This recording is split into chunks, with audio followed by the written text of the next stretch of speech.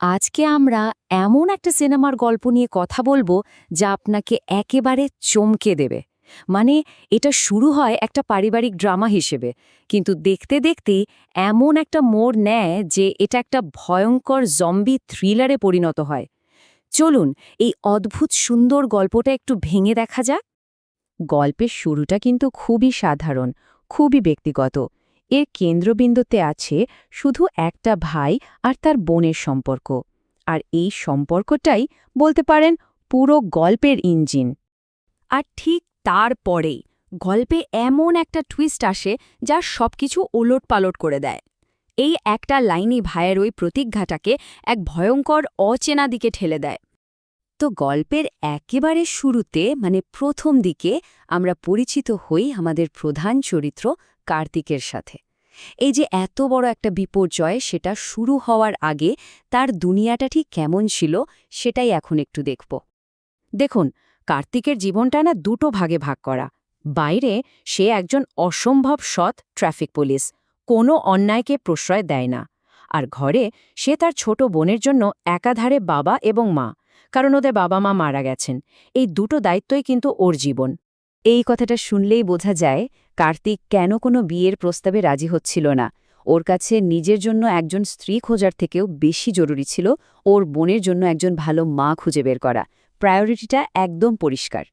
আর ঠিক এইখান থেকেই গল্পটা একটা 180 ডিগ্রি টার্ন নেয়। আমরা দেখব কিভাবে একটা ঘটনা নিমেষে সবকিছুকে ধ্বংস করে দেয়। তো প্রশ্নটা আসেই, তাই না, যে একটা পারিবারিক দায়িত্বের গল্প হঠাৎ করে কিভাবে জীবন মরণের লড়াইয়ে বদলে গেল। এই যে দুটো আলাদা জনরা, মানে ফ্যামিলি ড্রামা আর সার্ভাইভাল থ্রিলার, কিভাবে একসাথে মিলেমিশে একাকার হয়ে গেল, এই অদ্ভুত মিশ্রণটাই কিন্তু গল্পটার আসল মজা। তো যে বিপদটার কথা আমরা বলছি সেটা আসলে কি? এটা একটা ভাইরাস, অনেকটা জলাতঙ্কের মতো, যা সোজা মস্তিষ্কে অ্যাটাক করে। আর একবার অ্যাটাক করলে মানুষের ভেতরের মানুষত্বটা পুরোপুরি মুছে যায়, থেকে যায় শুধু অন্যকে খাওয়ার একটা ভয়ঙ্কর প্রবৃত্তি। আর এই নতুন পৃথিবীর নিয়মগুলো শুনলে গায়ে কাঁটা দেবে। এই ভাইরাস ছড়ায় লালার মাধ্যমে। যারা আক্রান্ত হয় তারা হয়ে যায় বুদ্ধিহীন নরখাদক। সবচেয়ে ভয়ঙ্কর ব্যাপার হল, সংক্রামিত হওয়ার পর একজন বড়জোর ৩ দিন বাঁচে। এর কোনো ওষুধ বা ভ্যাকসিন কিছুই নেই। অবস্থা এতটাই খারাপ যে সরকারের অর্ডার দেখা মাত্র গুলি। এত হতাশার মাঝে গল্পের এই পর্যায়ে এসে আমরা একটা বিশাল টুইস্ট দেখতে পাই, যেখানে একটা ব্যক্তিগত লড়াই হঠাৎ করে গোটা পৃথিবীর ভাগ্য নির্ধারণের লড়াইয়ে পরিণত হয়। চারিদিকে যখন এই ভয়ঙ্কর অবস্থা, ঠিক তখনই কার্তিকের বোন বিদ্যাকে কামড়ে দেওয়া হয়। কাজে লোকসবে সব শেষ। কিন্তু তারপর এমন কিছু একটা হয় যা কেউ কল্পনাও করতে পারেনি।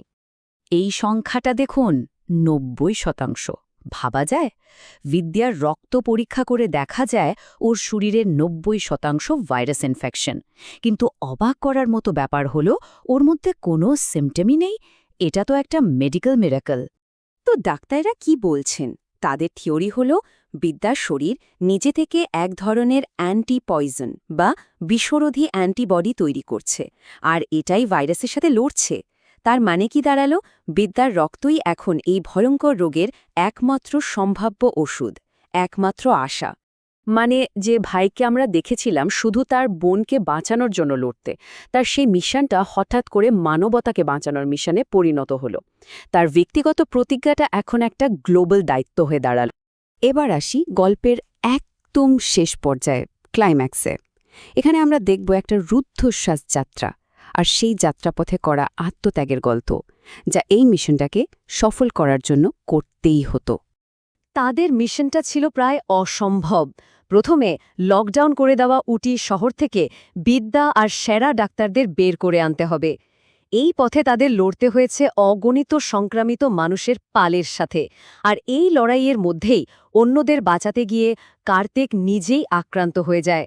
সে জানে তার হাতে সময় খুব কম, তাই নিজের জীবনের শেষ মুহূর্তগুলো সে বাজি রাখে, যাতে প্রতিষেধকটা নিরাপদে ল্যাবে পৌঁছাতে পারে। ব্যাপারটা ভাবুন একবার, যে মানুষটা জীবনভর তার বোনকে রক্ষা করার প্রতিজ্ঞা করেছে, তাকেই এখন নিজের ভয়ঙ্কর পরিণতির মুখোমুখি হতে হচ্ছে। সেই প্রতিজ্ঞাটা পূরণ করার জন্যই। গল্পটা যেন একটা বৃত্ত সম্পূর্ণ করে আবার সেই ভাইয়ের প্রতিজ্ঞাতেই ফিরে এলো। তার শেষ কথাগুলো ছিল খুবই সাধারণ, কিন্তু তার মধ্যেই লুকিয়েছিল সারা জীবনের দায়িত্ববোধ। সে শুধু বলেছিল, আমার বোনের খেয়াল রেখো। এই একটা বাক্যই বলে দেয়। মৃত্যুর দোরগোড়ায় দাঁড়িয়েও তার ভাবনার কেন্দ্রে ছিল শুধুই তার বোন। এই গল্পটা শেষে আমাদের মনে একটা বড় প্রশ্ন রেখে যায়। যখন গোটা পৃথিবীটাই ধ্বংসের মুখে, তখন একটা প্রতিশ্রুতির আসল দাম ঠিক কতটা হতে পারে? আত্মত্যাগের মানেটাই বা কী?